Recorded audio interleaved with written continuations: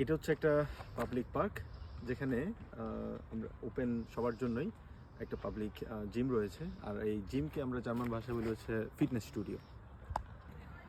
প্রথমত আমরা জার্মান ভাষা শেখার ক্ষেত্রে আরও একটা গুরুত্বপূর্ণ বিষয় নিয়ে খুবই কনফিউজড হই, সেটা হচ্ছে অ্যাকুজেটিভ এবং ডাটিভ নিয়ে। তো প্রথমত হচ্ছে অ্যাকুজেটিভ এবং ডাটিভ বলতে আমরা কি বুঝি। তো আজকে আমরা খুবই সুন্দর কিছু এক্সাম্পলের মাধ্যমে বোঝার চেষ্টা করব সহজে যে অ্যাকুজেটিভ এবং ডাটিভের মধ্যে মেইন পার্থক্যটা কোন জায়গায় এবং কীভাবে সেটা আমরা সহজে ব্যবহার করতে পারি এবং ডিফারেন্সিয়েট করতে পারি। প্রথমত হচ্ছে অ্যাকুজেটিভ এবং ডাটিভের মধ্যে মেইন পার্থক্য আসলে কোন জায়গায়। সহজভাবে বোঝার চেষ্টা করি। অ্যাকুজেটিভ বলতে আমরা বুঝি হচ্ছে একটা মুভমেন্ট থাকবে, মানে এক জায়গা থেকে একটা ডিরেকশন আছে, এক জায়গা থেকে অন্য জায়গায় একটা ডিরেকশন থাকবে, মুভমেন্ট থাকবে। ফর এক্সাম্পল, ধরে নিলাম এটা হচ্ছে একটা ফিটনেস স্টুডিও, এটাকে আমরা বলি হচ্ছে ডাস ফিটনেস স্টুডিও। ফিটনেস স্টুডিও মানে হচ্ছে জিম। তো আমি জিমের দিকে যাচ্ছি, মানে ফিটনেস স্টুডিওর দিকে যাচ্ছি। ইস গে ইন ডাস ফিটনেস স্টুডিও, অথবা আমরা এটাকে বলি হচ্ছে ইস গে ইন ফিটনেস স্টুডিও। এটা হচ্ছে একটা মুভমেন্ট আছে, আমি দিকে যাচ্ছি, এটা হবে অ্যাকুজাটিভ।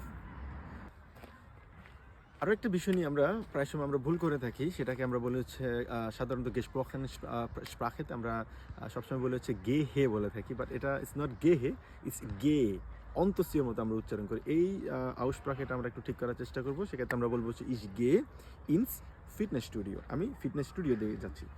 এইটা হচ্ছে একটা নির্দিষ্ট লোকেশন, ফর এক্সাম্পল একটা জিম ফিটনেস স্টুডিও, আমি ফিটনেস স্টুডিওর দিকে যাচ্ছি, এটা হচ্ছে অ্যাকুজাটিভ। ইন ডাস ফিটনেস স্টুডিও মানে হচ্ছে ইন হচ্ছে এখানে একটা ভ্যাক্সেল প্রিপোজিশন হিসেবে কাজ করেছে, আর যেহেতু ডাস ফিটনেস স্টুডিও, এক্ষেত্রে ইন ডাস ফিটনেস, ইন ডাস মিলে দুটো মিলে আমরা সাধারণত বলে থাকি ইনস ফিটনেস স্টুডিও। তো এক্ষেত্রে আমরা বলবো হচ্ছে ইনস ফিটনেস স্টুডিও অথবা ইন ডাস ফিটনেস স্টুডিও। সেক্ষেত্রে ইস গে ইনস ফিটনেস স্টুডিও অথবা ইস গে ইন ডাস ফিটনেস স্টুডিও, দুটো কারেক্ট।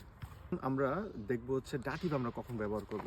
তো সহজভাবে যদি বলি, ডাটিভ আমরা তখনই ব্যবহার করব কোনো নির্দিষ্ট লোকেশন বোঝানো হবে যেখানে কোনো মুভমেন্ট থাকবে না। ফর এক্সাম্পল, এটা হচ্ছে একটা ফিটনেস স্টুডিও, একটা নির্দিষ্ট লোকেশন বোঝাচ্ছি আমি, এবং আমি লোকেশনের মধ্যে আছি, ঠিক আছে, আমি লোকেশনের দিকে যাচ্ছি না। আর যখনই বোঝানো হয়, মানে হচ্ছে কোথায় বোঝানো হবে, তখনই আমরা ডাটিভ ব্যবহার করি। আমি এখন ফিটনেস স্টুডিওতে আছি, এক্ষেত্রে আমি বলবো হচ্ছে ইস বিন, সাধারণত আমরা বলি হচ্ছে ইম ফিটনেস স্টুডিও।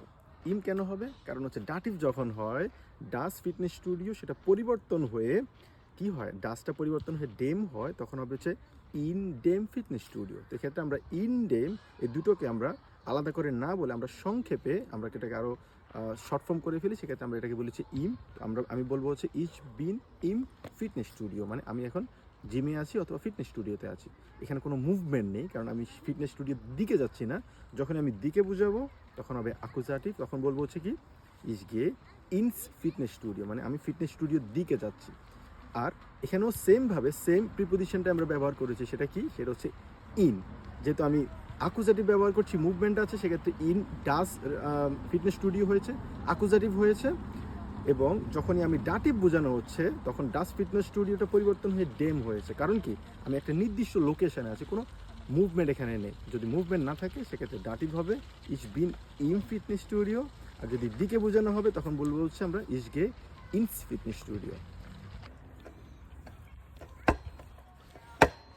আমি ব্যায়াম করছি, এটাকে আমরা জার্মানে কি বলবো, ইস মাখে স্পোর্ট ইম ফিটনেস স্টুডিও। কেন, আমি এখন বর্তমানে জিমের মধ্যে আছি, সেক্ষেত্রে আমরা বলবো হচ্ছে ইস মাখে স্পোর্ট ইম ফিটনেস স্টুডিও। ইম কেন হবে, কারণ হচ্ছে ডাটিভ। ডাটিভ কখন ব্যবহার করা হয়, একটা নির্দিষ্ট লোকেশন, মানে এটা হচ্ছে একটা নির্দিষ্ট লোকেশন জিম, এবং এখানে আমি কি করছি, এক্সারসাইজ করছি। তো এক্ষেত্রে বলবো হচ্ছে ইস মাখে স্পোর্ট ইম ফিটনেস স্টুডিও। অনুরূপভাবে আরও একটা এক্সাম্পল যদি আমরা দেখি, এক্ষেত্রে আমরা যেটা করে থাকি সাধারণত, আমি স্কুলে যাচ্ছি, এক্ষেত্রে আমরা বলি হচ্ছে ইস গে ইন ডি শুলে। ইন হচ্ছে এখানে ভ্যাক্সেল প্রিপোজিশন আমরা বলে থাকি, মানে হচ্ছে পরিবর্তনশীল প্রিপোজিশন। তো ইন ডি শুলে থাকে, কারণ এটা হচ্ছে অ্যাকুজাটিভ, একটা মুভমেন্ট আছে, আমি স্কুলের দিকে যাচ্ছি। স্কুল হচ্ছে একটা নির্দিষ্ট লোকেশন এবং আমি লোকেশনের দিকে অগ্রসর হচ্ছে, একটা মুভমেন্ট আছে, তখন আমরা কি ব্যবহার করবো, অ্যাকুজাটিভ। তখন বলবো হচ্ছে ইস গে ইন ডি শুলে। কিন্তু আমি যদি বলি যে আমি স্কুলের মধ্যে আছি, যদি এটা স্কুল না, এটা হচ্ছে একটা জিম, সেক্ষেত্রে আমি বলবো হচ্ছে ইস বিন ইন ডেয়া শুলে। কেন ডেয়া শুলে হবে, কারণ আমরা জানি ডি শুলে যখন থাকে, ডি ফেমিনিন মানে হচ্ছে মহিলা বাচন, সেটা পরিবর্তন হয়ে কি হয়, ডিটা পরিবর্তন হয়ে দেয়া হয়। সেটা একটা আপনারা চার্ট আছে, আপনারা জাস্ট গুগল করলে আপনারা পাবেন। তখন আমরা বলবো হচ্ছে ইস বিন ইন ডেয়া শুলে, আমি স্কুলের মধ্যে আছি, ভিতরে আছি, স্কুলের দিকে যাচ্ছি না, তখন হবে কি ডাটিভ। ডাটিভ মানে কি? একটা নির্দিষ্ট লোকেশন, কোনো মুভমেন্ট নেই। আকুজেটিভ হচ্ছে একটা নির্দিষ্ট লোকেশন, মুভমেন্ট আছে। আশা করি সবাই আকুজেটিভ এবং ডাটিভ গ্রামারটা খুব ভালো করে বুঝতে পারছেন। কোনো প্রশ্ন থাকলে অবশ্যই আমাকে জিজ্ঞেস করতে পারবেন। ধন্যবাদ সবাইকে।